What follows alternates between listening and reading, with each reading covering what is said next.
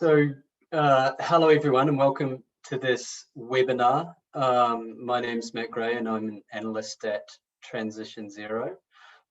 This webinar is based on a recent report that we launched, which looked at China's coal to clean transition within the electricity sector. This webinar is based on two parts. Firstly, I'm going to present the report findings, and then we're going to move into a panel discussion. We're really lucky to be joined by Jiang, Lauri, Linda, and Beibei, who are Chinese experts and bring, I think, really unique and complementary perspectives with regards to China's transition to a zero carbon economy. Just a bit of housekeeping before we get started. So I'm only planning to speak for about 10 minutes to maximize the amount of time we have for the panel discussion. As such, I might struggle to get to all of your questions. So if there are any questions around the technology that we used or the economic modeling that we applied, then feel free to put them in the chat at any time, and my colleagues Andre and Isabella, who led on that modeling, will be able to answer them.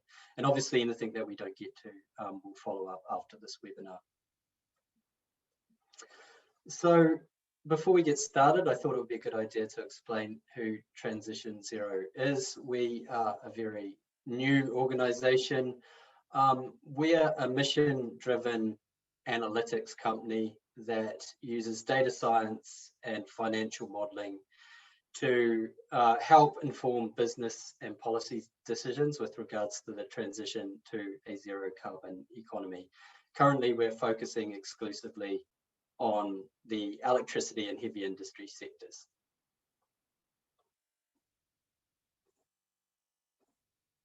So the report had three main objectives, all centered around the technology that we developed, which uses satellite imagery and machine learning to estimate the production or productivity of coal-fired power plants in regions where that data is not publicly available. So what we did is we used that technology to do fundamental analysis of China's recently launched emissions trading scheme. We then developed what we're calling a risk index system, which seeks to predict the vulnerability of coal-fired power plants to be closed in the future. And then we used that risk index system to develop a net zero aligned phase out mechanism. And what that phase out mechanism is trying to do is to help the government reduces exposure or use of coal-fired power in a manner not only consistent with its net zero target, but also in a manner that reflects the Chinese government's wider development priorities. And what I mean in that regard is priorities around resource use, air pollution, and of course, energy affordability. So this slide here really explains what our technology does and how it is applied and used for more effective decision making. So we have a series of satellite images of a coal-fired power plant in China. And what we do is we use machine learning to estimate the production or generation of that facility. And then with that data point, we're then in a position to calculate carbon emissions, the operating cost, and the profitability of that facility in near real time. And that data is then used to improve business and policy making decisions. In the context of this report, the decisions that we're hoping to improve are around how the Chinese government can align its use of coal-fired power to be consistent with the net zero target that it has, but also encourage the Chinese government to think about using the technology that we've developed to help with the regulation of the ETS. So just to go into a bit more detail about our models and the technology that we've developed. So at a very crude level, what our technology does is it tries to understand whether there's a correlation between the size of a plume coming out of a flue stack or a cooling tower and the extent that the facility is being used. And what we do is we apply different machine learning techniques to predict whether the coal plant is on and off, and also to predict the extent that the facility is being operated. And that's expressed as a capacity factor estimate. In terms of this report, we modeled plants that are 1 gigawatt or bigger, and also have natural draft cooling. And that natural draft cooling results in a very big plume, which means that our models are more accurate. Currently, our models achieve an error rate of 14% at plant level and 11% at provincial level. And that's based on training data from the EU, US, and Australia in the context of the plant level accuracies, and disaggregated data from the Chinese government with regards to the provincial level accuracies. So moving on to the findings, the first finding is that we believe that the ETS is going to be significantly oversupplied. So over the trial period, which is from 2019 to 2020, we think that the ETS could be oversupplied by 1.5 billion tonnes. And what we mean by structurally oversupplied is we think that the longer that the system operates without being reformed, the greater the oversupply problem will be. And this is very similar to what happened in phase 2 of the European Emissions Trading Scheme. So in phase 2 of the EU ETS, there was the recession of 2008, which created a significant oversupply problem. But also the carbon intensity gains were actually greater than the linear reduction factor. So the longer that the EU ETS was in operation, the greater the oversupply problem will be. And we think that's going to be the same for the Chinese ETS as well.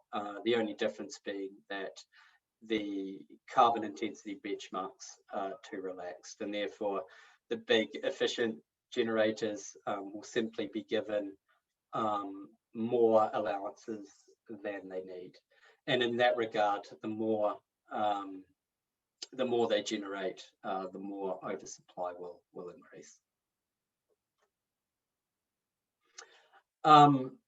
The second finding, and this is based on a number of interviews that we did with Chinese experts around data availability and complications with regards to how the monitoring, reporting, and verification process is going to be undertaken, and how much resourcing the local governments will have to effectively audit the regulated entities. And to combat this problem, what we are suggesting is that the Chinese government combines both on-site continuous monitoring and off-site continuous monitoring to minimize the number of audits that they need to do. And as a consequence, they will potentially reduce their enforcement costs and identify and discourage data falsification in near real time. And what I mean by on-site continuous monitoring is these are sensors attached to the facility that provide data in near real time. China already has the system for air pollution, and Linda's going to talk about this during the panel discussion. And what our technology does is it obviously uses sensors from satellites to provide a proxy off-site continuous emissions monitoring system. And we think that that technology could be easily replicated by the Chinese government to help improve the effectiveness of the ETS. Moving on to the risk index system. So what our risk index system does is it calculates all the variables that we think influence the vulnerability of a coal-fired power plant. Those variables are economic, financial, regulatory, and environmental in nature. And what we do is we feed that into an index system, which produces an overall risk score for each coal-fired power plant. So, for example, a score of 100% or 1 would mean that the coal-fired power plant is at high risk of being shut down, and therefore a risk score of 0 means that there's very low risk that the plant will be shut down. And in the context of this report, we use that risk score to inform our net zero phase out mechanism, which ranks assets and then phases them out in a manner consistent with China's net zero goal. And in terms of the results of our risk index system, the most obvious result is that independent of climate, water, and air issues, the vast majority of China's coal fleet could be shut and replaced at a saving. So if you go to the replacement cost in this table, we think that China could save potentially 1.6 billion by shutting down its existing coal fleet and replacing it with zero carbon alternatives. And how we come to this conclusion is we use a metric called value adjusted levelized costs, which is a metric developed by the International Energy Agency and tries to account for the variability of wind and solar technologies. And we compare that metric with the operating cost of China's coal-fired power plants. And also just to mention on the end column, we've identified capacity that's high risk. Based on our risk index system, we think there's about 26 gigawatts of coal, which is at high risk of closing. And I think how to interpret that number is we believe that that is the potential amount of coal that could be shut down this year. Obviously, that is doesn't take into consideration the amount of new build that's already occurring. And I'll let Lauri talk about that in more detail. Lastly, moving on to the phase out mechanism, what our analysis shows is that the carbon intensity of power generation needs to effectively halve between now and 2030. And that's based off the IEA's sustainable development scenario. And that is going to have to result in a significant amount of capacity being either closed down, converted, or retrofitted between now and 2030. In terms of the policy recommendations, I'll just go over these very quickly because they were emphasized in the previous slides. We think China should cancel new coal. We also think China, to avoid a disorderly transition and stranded assets, should issue guidance on a net zero phase out and what that's going to look like and how that's going to vary from province to province and generator to generator. Lastly, we think that the ETS should be reformed immediately. We think that there should be a cap on emissions with a linear reduction factor, and a supply adjustment mechanism. Just before we move on to the panel discussion, so we are also developing our technology for heavy industry. Our models achieve a similar error rate for cement and steel facilities. We take a slightly different approach in the sense that we use thermal imagery to identify hotspots and use that as a correlation for understanding production. And this is an example of a cement facility in Austria. Now we're going to move on to the panel discussion. So like I said at the beginning, we have Jiang, Lauri, Linda, and Beibei. What we're going to do here is Jiang's going to start and talk about climate targets and their implications for growth in zero carbon technologies. Then Lauri's going to talk about the opposite of that, the high carbon activity and its implications for the net zero target. And then Linda is going to talk about how data transparency can help regulators. IPE has been instrumental in making the air pollution SEMS data publicly available in China. So I'm really excited for that. And lastly, Beibei, who's from the British Embassy, is going to talk about the role of diplomacy and international cooperation. So on that note, I will ask Jiang to share her screen. Hi, thank you, Matt, for the intro, and let me share my screen. Can you see the slides? Yep. Yep. Let me pull it up. So, yeah, it's my pleasure to be invited by TransitionZero and today's very distinguished panel. I am Jiang. I'm a carbon analyst at Refinitiv. I'm based in Norway. I've been following carbon market, starting with Europe, and now I cover Chinese climate and energy policy as well. Yeah, it was with pleasure. It was a excellent report by TransitionZero. I'm really cutting edge analysis with the satellite technology and machine learning.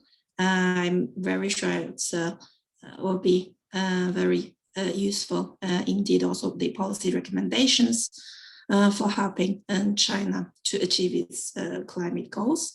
So as Matt said, I'll briefly discuss China's climate targets and also the growth in zero carbon technologies.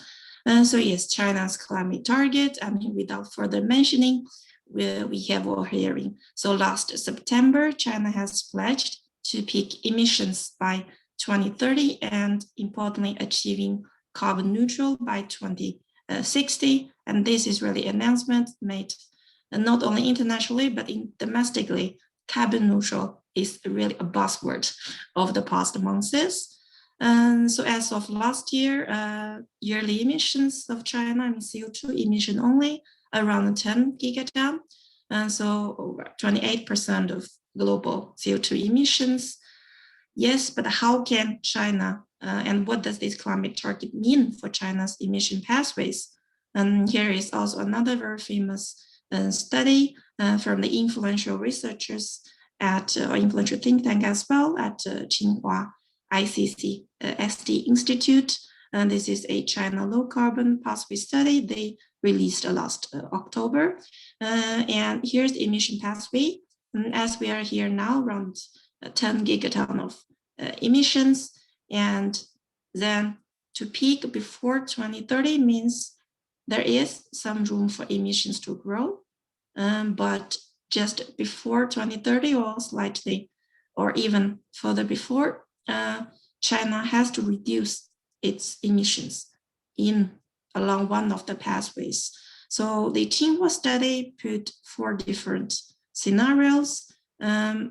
So these are also policy suggestions, but as to how China's emissions will evolve, that is pending further official policy. I think in the Tsinghua study, they put rather in this purple area, so which is trajectory post 2030, still above what is required by the 1.5 degree scenario, but it requires a more drastic decline from current policy and also more rapidly below the 2-degree scenario. I mean, regardless of the pathway, the end point is clear. China has to reduce its emissions and fully decarbonize the economy. Well, to put into words what China has been committed to international community, here I put 3 key announcements. First is, of course, the carbon neutrality announcements last September. And then last December, China announced new 2030 targets, including reducing CO2 intensity, also boosting non-fossil fuel share to 25%. And here's a new target as well, to increase to tripling the wind and solar capacity to make them reach 1,200 gigawatt by 2030.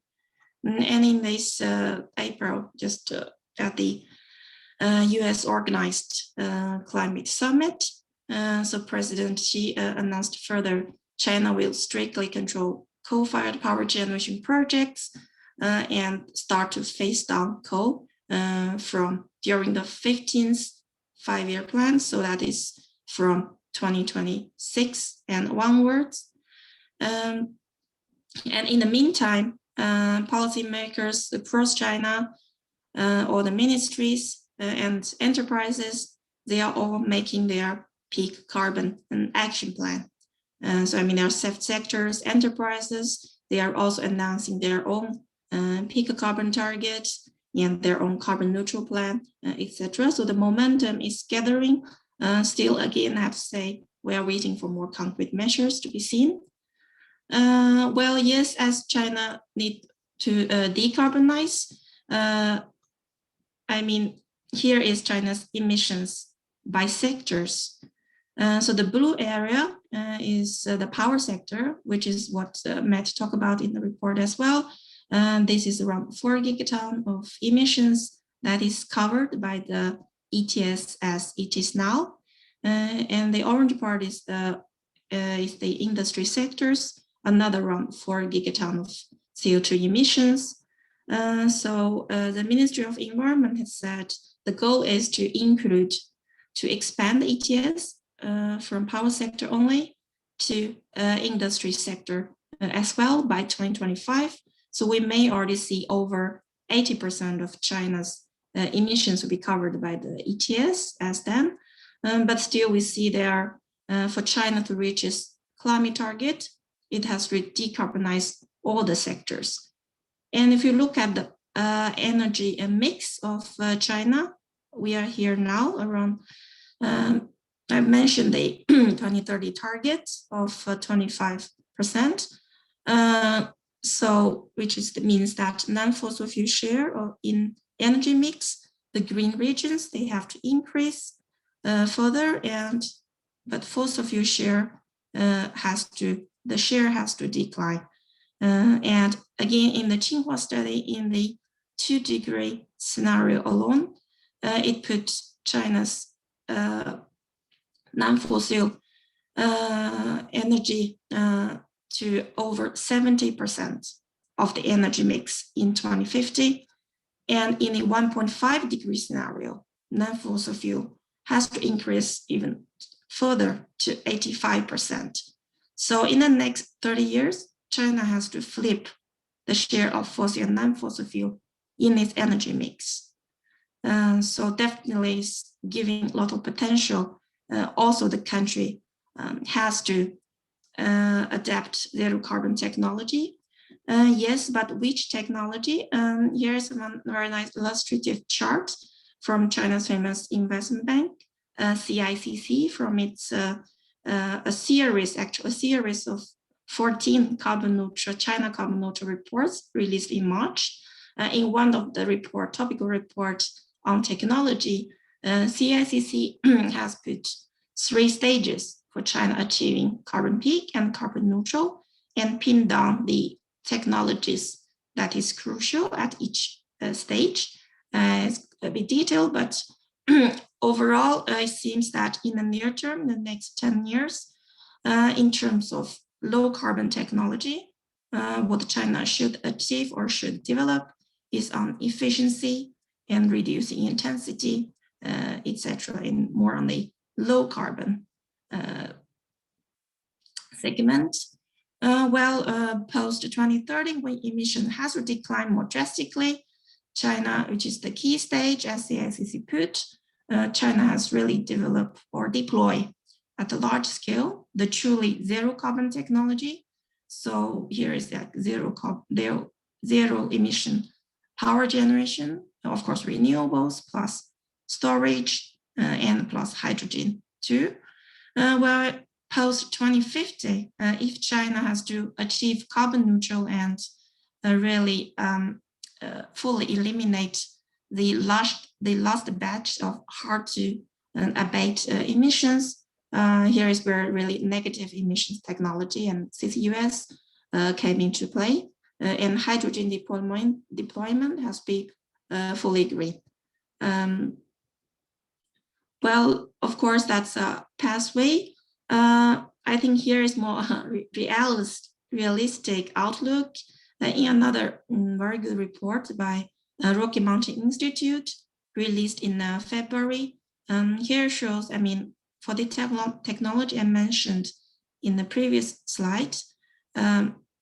So China has all these technology are in different stages of development.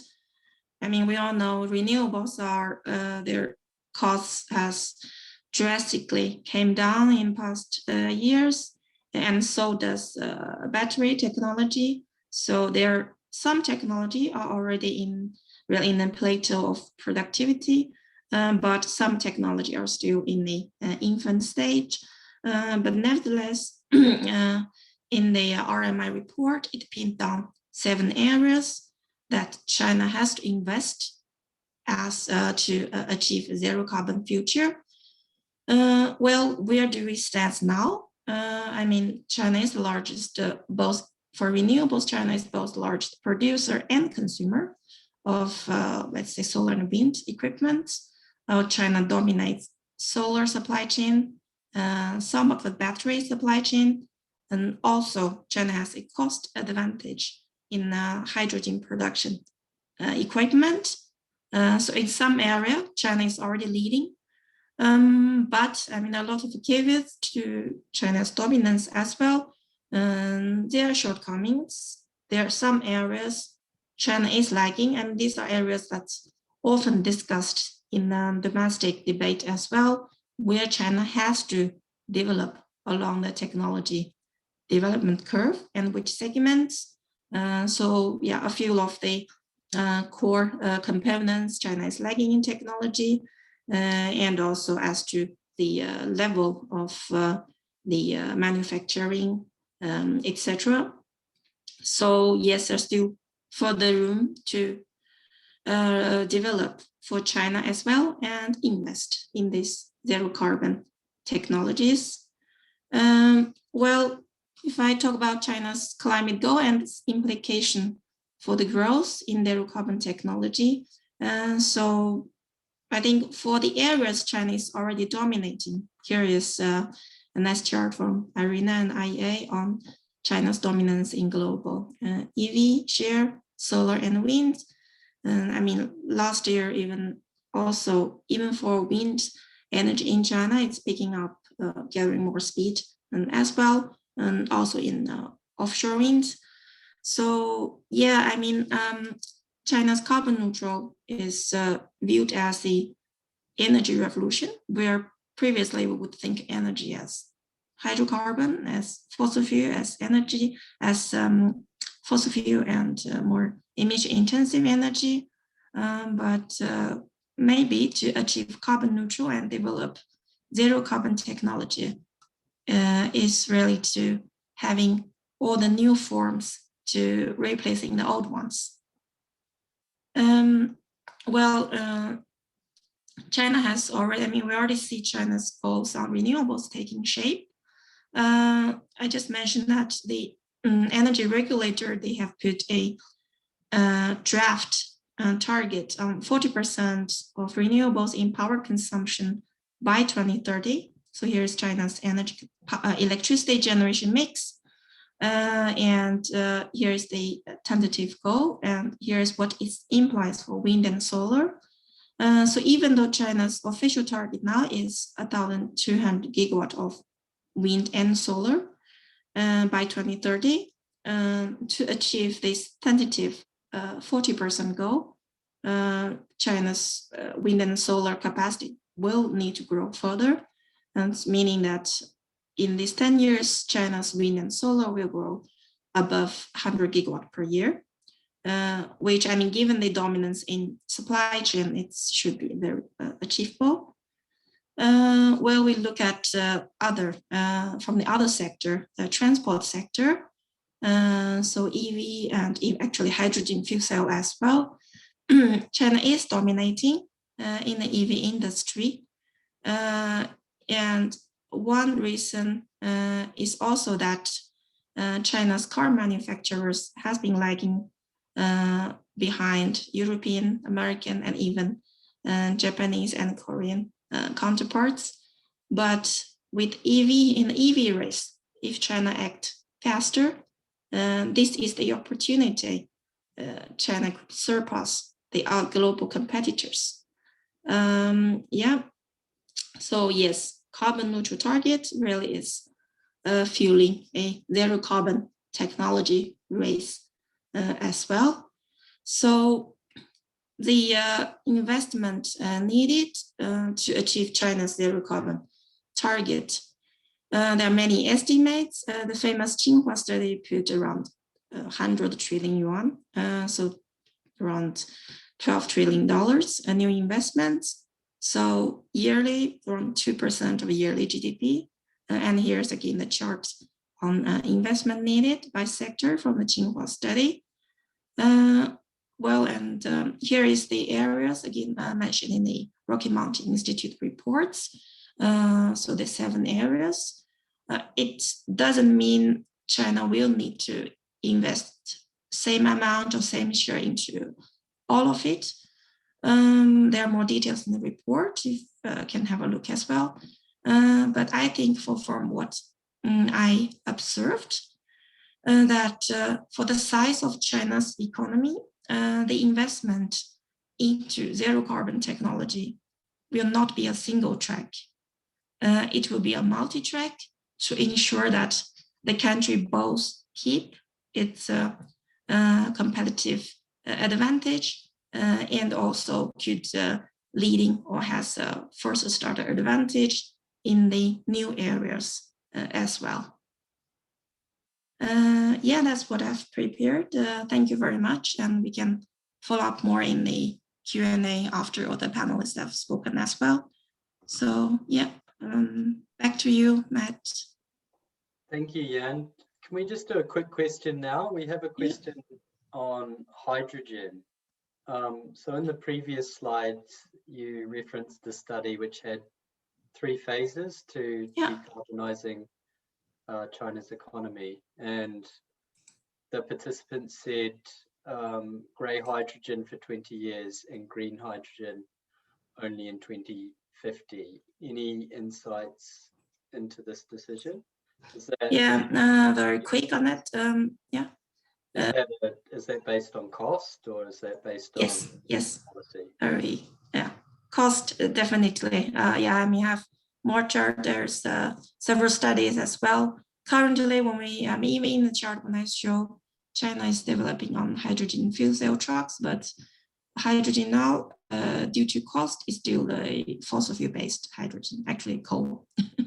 Yeah, it is cost. I mean, it's not the technology pathway is not ideal, but it is really based on what is most cost effective as they are now.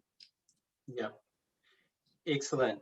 On that note, I'll pass over to Lauri, who's gonna talk about the flip side of zero carbon growth. Thank you, Matt, and thanks everyone for joining. So I think the people here have this big picture, but I think it's good to return to it for a bit. So China's CO2 emissions have more than tripled since the start of the century. There was a massive expansion first after the WTO accession due to exports, and then after the global financial crisis due to the unprecedented stimulus that the government started. And those two times are the previous times that the Chinese leadership has announced plans to control heavy industries, but both times they haven't been very successful. So it's important to think about that history to make sure that this time is more successful. China's economy is very extraordinary, very unique in comparison to other economies in the world. China produces 50% or more of coal-fired power, steel, cement, non-ferrous metals, more than 40% of chemical industry products. So massive concentration of heavy industry.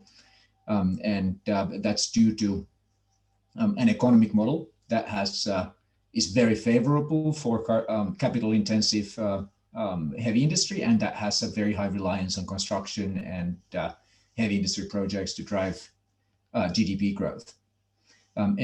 By some metrics, this reliance has grown worse in the past few years.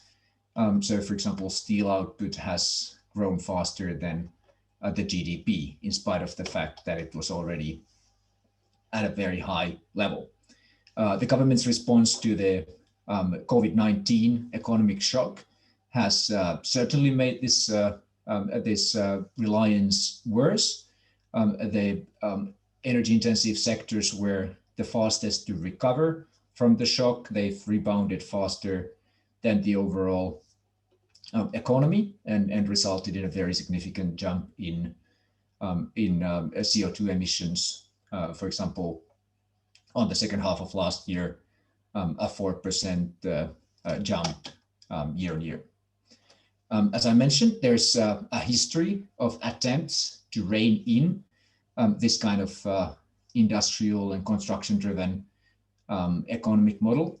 There's a long-standing recognition that it's not in the long-term interest of the country's economic success.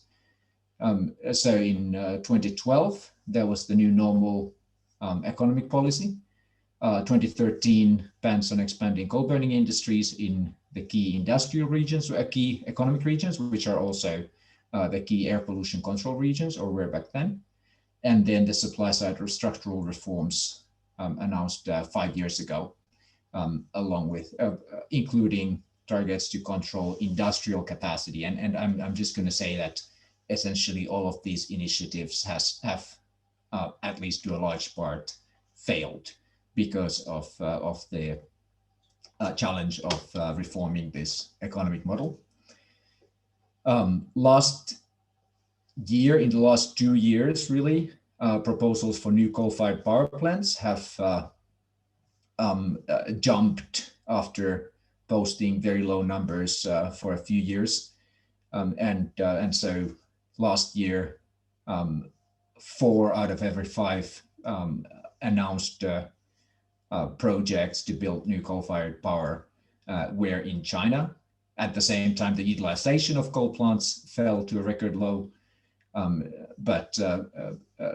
the carbon neutrality pledge meant that even if you don't build any new coal plants, the existing ones will have to retire at an average age of less than 25 years. So there's really a clash here between a business as usual expansion of the power industry and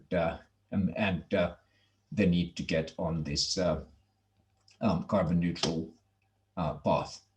And I will argue that the most significant challenge of the next 5 years for the Chinese leadership is to get some of the interests that are pushing this expansion, some of the provinces with a very highly coal-reliant economies, and some of the state-owned enterprises with very highly coal-reliant businesses to diversify and to direct their investments into low-carbon activities. And as Jansin mentioned, this is really something that has been pushed to the forefront by Xi Jinping himself. A lot of the earlier statements by the State Council and others about low carbon development developed on all the nice green things that you want to have in place. And now it's really Xi Jinping who's been pushing the line that this expansion of high energy, high emission projects needs to be controlled and reined in. And it remains to be seen what that means, but it's certainly a very significant push at the moment. And so because of the high political importance of this, I think the kind of tracking tools and the kind of ability to track what's happening in these industries is going to be really central over the next 5 years. Thank you. Thanks, Lauri. Just a quick question from me. So as China reduces its reliance on coal-fired power to the point where it's not only decreasing its share in the electricity mix, but it's also being progressively phased out, and we've got some indications that that's going to occur after 2025. How do you see that playing out in China? Obviously, different provinces have different development priorities. There's the state-owned enterprises, of course, who are very prominent. Can you give any insight as to how you think that is going to play out? And will it be similar to what's happened in Europe, in the US, or will it be more direct intervention? Right. That's a really good question. I think right now the biggest challenge is bottlenecks in the grid and grid operation. So right now, many provinces in China are saying that they're facing capacity shortages. They risk having to ration electricity next summer. Some of them had to do that in the winter.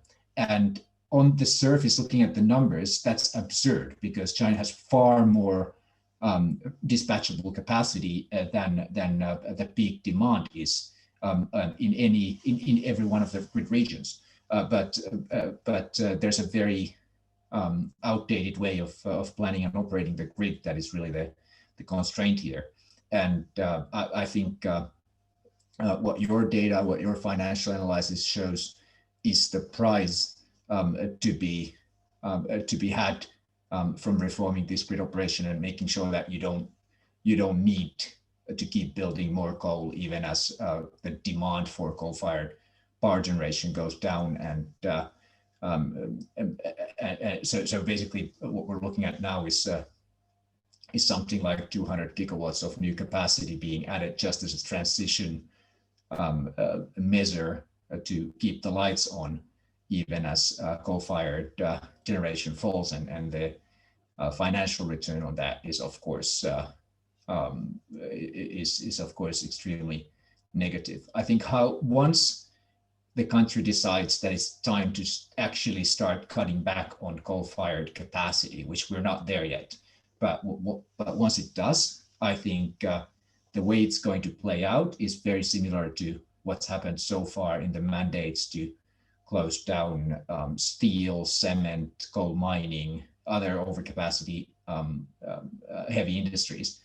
So what happens is every province gets handed a target for how many coal-fired power plants you're going to close down. And then it's an internal negotiation within the province, which plants get shut down, which producers have to close down plants. And in that process, having the kind of data and the kind of risk matrices that you've produced is presumably going to be valuable. Excellent. Thank you, Lauri. So now we'll move on to Linda, who's going to talk about how data transparency can help regulators. Linda, over to you. Yeah, thanks, Matt. And I don't have a PowerPoint, so everyone can take a break from looking at graphs and the screen. I think my talk is sort of more conceptual, a little bit less data-driven. And I'm not sure how much the audience knows about this topic, but China has in place already an environmental disclosure system for conventional industrial pollution for air and water. And that system has led to significant reductions in pollution over, let's say, the last decade, and is a system that we think can be modified to address greenhouse gases as well. It's a system that was initiated, let's say, about 2009, when China was experiencing a lot of pressure on its air pollution problems. Both international pressure because of the Olympics at that time. You all may recall there was a lot of pressure on Beijing about air pollution problems, and then also experiencing pressure from its own citizens because the air pollution was getting very extreme. They were having events that were nicknamed the airpocalypse, which were just very dire air pollution problems. And the central government in particular began to regard air pollution as a threat to social stability because it was becoming quite intolerable. At the same time, they weren't able to make much happen to reduce this pollution across the country. And so they were looking for new tools and strategies to help them to reduce this problem. They settled on information disclosure in a inexplainable, crazy good decision. I'm not sure we know exactly where it came from. And although information disclosure is far from a silver bullet that's going to take care of all problems, very far from that, it is a very good point of leverage for us to consider as we look forward for how to assist the country in achieving the reductions, the very ambitious reductions that it wants to and needs to achieve for greenhouse gases. And so how this happened was that the government, for conventional pollution that is, we had the advantage that there were permits for industrial discharges. And the first thing that the government did was it decided to release to the public non-compliance records for factories. This again began in 2009, 2010, at a clip of about 20,000 records per year, but it rapidly accelerated in terms of disclosure, sort of doubling most years. In about 2014, which is right around when Lauri was talking about the war on air pollution, was a huge explosion of record releases, so that by now, the government, we have in our database government records that number over 1.5 million records. Again, what I maybe should have started with this, what we have done as an NGO is collected this government information and basically organized it and made it very user-friendly and accessible, free to use. The government also makes this information available, but it's at individual provincial level, and it's honestly not that user-friendly and not that consistent in the way that it is provided. So frustrating to analysts and to NGOs and others who are trying to get sort of that big picture look on this. So another breakthrough in information disclosure was the government also decided to begin to release real-time monitoring data for air emissions and water releases. So they now have about 30,000 facilities that are releasing to the public their real-time data. So that if you went onto our database, you would see releases from about 2 hours ago. We capture about every 2 hours. And again, our role or our contribution has been to make that data extremely accessible and user-friendly.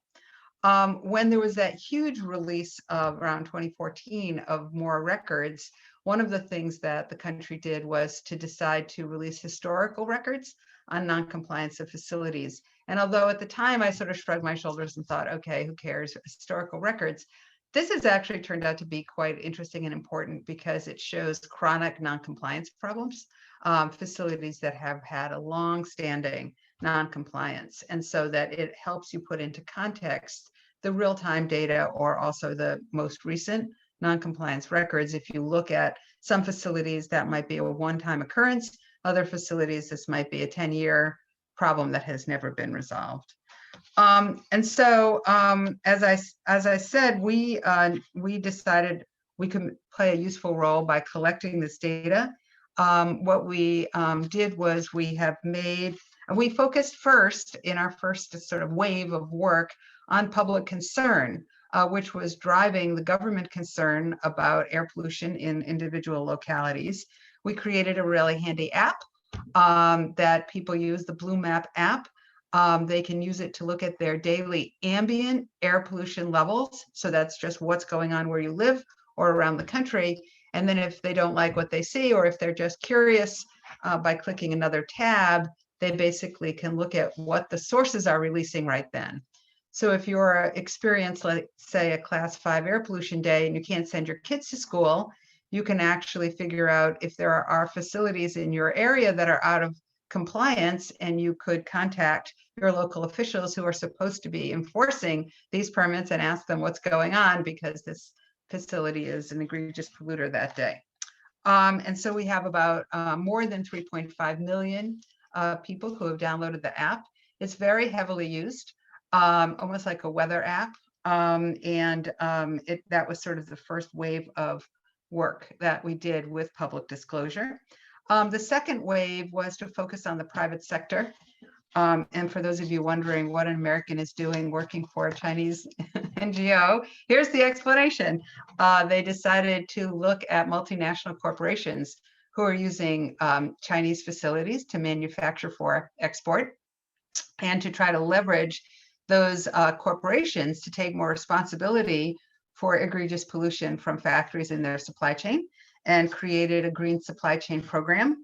A big part of my job is to chase after said irresponsible multinational corporations and get them to take more responsibility for the pollution coming out of their smokestacks.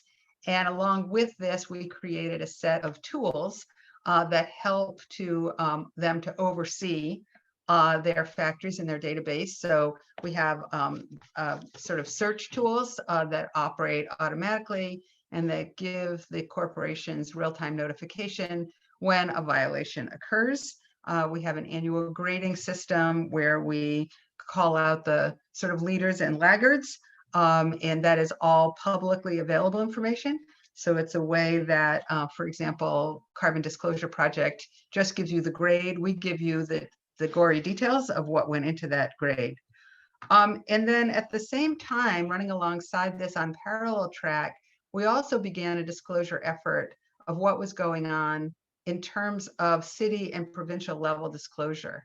Now, this is a very important point of interest, I think, as we look at trying to imitate or choose from this existing work to help with greenhouse gas emissions. Because what we found was, of course, there were some cities and provinces that were doing quite a good job in the release of the data that was being required to be released to the public by the central government. And then there were others that were doing nothing at all, or very, very little. And so we began an effort to sort of scour what was really being released, and put out every year a transparency index for local officials called the PITI. You can read a very interesting report of 10 years of that effort on our web page, which shows the helpful effect that pressure of looking like such a public laggard created. We created sort of a healthy competition across these provinces and cities to improve their disclosure practices, and saw quite a bit of year-to-year improvement in some key cities. Again, not everywhere. Again, it's not the ultimate, it's not the only tool we need, but it did turn out to be quite helpful. One final area that shouldn't be overlooked was, and maybe I would call this a bit unexpected in terms of a third wave of impact that this transparency drove, was in government enforcement. And so I mentioned to you that the central government was feeling very frustrated about their inability to get the action that they were seeking at the city and provincial level. And they thought that this disclosure would help them, and it turned out to do that. But disclosure alone is not a policy, right? It has to drive policy or support policy. And it turned out to be a very helpful tool indeed in the infrastructure of a very aggressive enforcement campaign that the government launched. I believe it was in 2014, 15, 16. It was a 3-year enforcement campaign where they really cracked down with tremendous, hundreds of thousands of administrative penalties, including also suspending production for egregious and chronic polluters, and even throwing people in jail, including government officials, for not doing their duties. And so that impact on, the helpful impact on cracking the whip, so to speak, on local and provincial activity was very helpful. I must note also, though, that it did also show a very heavy thumb from the central government onto the local officials, and there was concern as to the equity of some of these actions by the central government in some cases. And so I think I've told you most of what's going on with transparency and conventional pollution from industrial sources, which we've just learned is actually quite a large percentage of the total 4 gigatons in somebody else's PowerPoint, I forget which one. So let me just step back for application to climate. We have, in terms of parallels, we have a big central government commitment to climate. We all see that they need a plan of attack, and it's going to be hard, and nothing is ready yet. We wouldn't expect it to be. They are undoubtedly going to need regional accountability and credibility of numbers. We saw this was a huge gap in conventional industrial pollution that really was a corrosive force against getting air pollution down. We know that there's an amount of healthy overlap in sources of air pollution and sources of greenhouse gases. And we know that the government's best strategies is to focus where it matters the most, on the biggest sources. And so in terms of what we're planning to do, we are already in development of, let's say, beta edition and a little better tools to begin to track and disclose maps and data on greenhouse gases as it becomes available.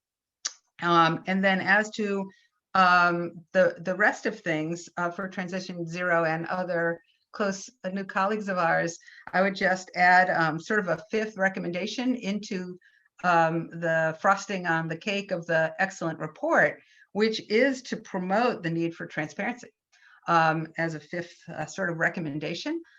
Because as a tool for whatever policies move forward, I think the evidence is in that it does play a very helpful role. That's it for me. Thank you, Linda. Given the time constraints, I think we'll skip questions and just move straight on to Beibei.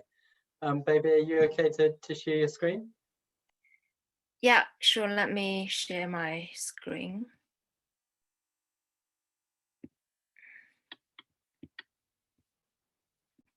Okay. Right. So hello everyone. My name is Jiang Beibei. I'm the head of the UK-China Partnering for Accelerated Climate Transitions Green Finance Program based at British Embassy in Beijing. It's my great honor to join this panel and to share my experience working on the UK-China Green Finance Collaboration to support China's 2060 target. Before I dive into the details of what we do, I'd like to highlight actually just ever since President Xi's September announcement last year, there has been a boom in China in terms of the fundamental role of finance to support China's 2060 target and to support China to achieve this target in time. And as many of you might have noticed that actually in recent months, the People's Bank of China, China's central bank, in many public occasions, including the Boao Forum, the IMF conference, have really highlighted how the financial system should play a role there. in terms of achieving this target. So here's some number attached to it. So according to Jiang, the governor of People's Bank of China, said that China will need to invest 2.2 trillion RMB per year by 2030 to reduce carbon emissions. This number will further grow to 3.9 trillion RMB from 2030 to 2060. So this is why here in China, the UK PAC program has specifically focusing on green finance to support this target. And with the UK hosting COP26 and China hosting a biodiversity conference this year, so 2021 is set to be a super important year for climate change collaboration and in green finance in particular. So a bit of more background here. The UK-China green finance collaboration it started back in 2015, and in 2016, when Bank of England and People's Bank of China has co-chaired the G20 Green Finance Study Group. This strategic partnership was established between China Green Finance Committee and City of London Green Finance Initiative, which was supported by the Vice Premier level UK-China Economic and Financial Dialogue. And since 2018, the UK has worked with China on green finance through the flagship UK PAC China Green Finance Program led by the British Embassy here in Beijing. So what is UK PAC? It's essentially part of the UK government's international climate finance portfolio, which amounts to £11.6 billion until 2021. And this program supports partner countries, including China, to implement and increase their ambitions for carbon emission reductions in line with their NDCs. And it is demand-driven. So because China has such a fundamental role in terms of tackling climate change globally, not only through its influence in domestic China, but also in its region and more broadly in the global stage. So the PAC program will work in a way that we provide grants for capacity building projects in priority areas, which are delivered by selected implementing partners. And the China program, it's a £5 million technical assistance program until 2021, sorry. And we focus specifically on green finance capacity building in China. It was launched 3 years ago, and through our phase 1 implementation, we already funded 8 projects covering green bond standards, TCFD disclosures, ESG investment, green asset-backed securities, green technologies, and greening China's investment overseas. And some of the flagship projects or initiatives are listed here, including the UK-China Green Finance Centre, co-led by the City of London Green Finance Initiative and China Green Finance Committee under the Central Bank, and the UK-China TCFD Pilot Working Group, which is a working group and essentially focusing on information disclosure to be aligned with the Task Force for Climate-Related Financial Disclosures Framework, which is coordinated by the UNPRI and ICBC. And the Global Green Finance Leadership Program, led by Tsinghua University and Dr. Marjorine's team, and the Green Investment Principles for the Belt and Road, co-developed by the City of London and Tsinghua University as well. UK-China Green Investment Gateway to facilitate the green technologies, and also a series of published reports on climate risks, ESG, taxonomies, and disclosures published by CBI, CDP, UNPRI, Oxford University. And our phase 2 program launched earlier this year in March. Currently, we're funding 5 projects covering 5 thematic pillars, including the green finance standards, harmonization, disclosures, innovation, capacity building, both domestically and internationally. So here's an overview of our phase 2 portfolio. Our implementing partners include Beijing Institute of Finance and Sustainability, City of London Corporation, Climate Earth, Climate Bonds Initiative, and CDP. So now, as I mentioned earlier, the UK hosting COP26 really presents a unique opportunity to work with China to raise ambitions for a net zero future. Through the UK Pact, we have launched the COP26 China Finance Campaign, and we primarily focus on areas including, firstly, further harmonizing China's green finance standards with international best practices. So through our previous close engagement with the PBOC, China Central Bank, and other financial regulators, we've already seen China's latest green bond catalog has removed clean coal or fossil fuels out of its latest guidelines. So we are working to further align this China's green finance standards with international best practice. For example, with the EU taxonomy, and now especially with the UK launched its own green technical advisory group working on the UK's own national taxonomy framework. There's a lot that UK can work with China on this topic. And of course, harmonizing other green finance standards such as green funds, accounting and auditing. And the second one is really important for this year, which is the data around information about environment information disclosures to be aligned with the TCFD requirements. So we are working to really ensure China's upcoming mandatory ESG disclosure framework to be aligned with the TCFD, which is led by China's security regulators on the listed companies. And also through the NGFS network, which is a global network for the central banks, the Bank of England and People's Bank of China are working together to ensure the climate risks are embedded in the central bank decision-making, including via the climate stress tests.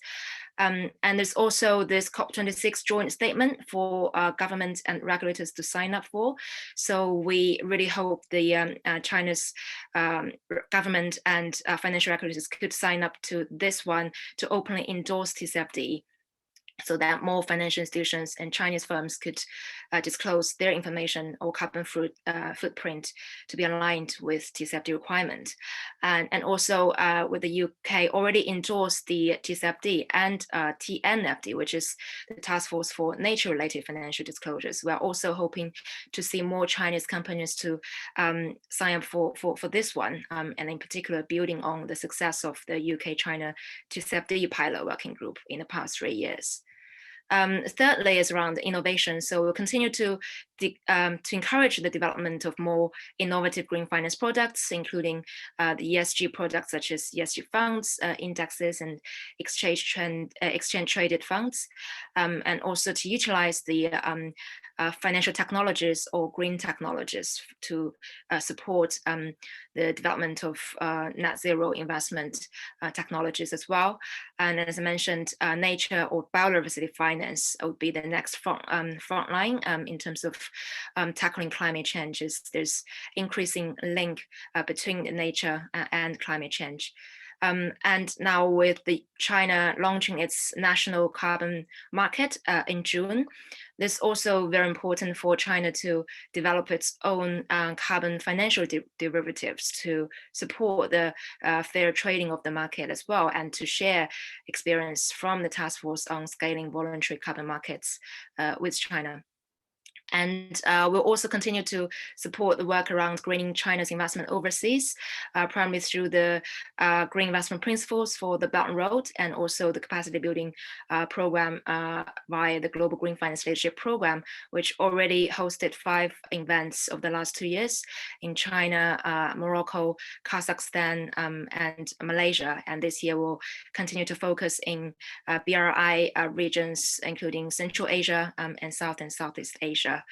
And lastly, I just want to highlight the importance of international collaboration on all of this, because now with China trying to phase out coal, and a lot of other developed economies have already gone through the painful process of phasing out coal, it's very important for them to share experience on just transition for China to phase out coal itself. And also the UK last month has launched the Glasgow Financial Alliance for Net Zero, which complements with the UN-led initiative, Race to Zero initiative.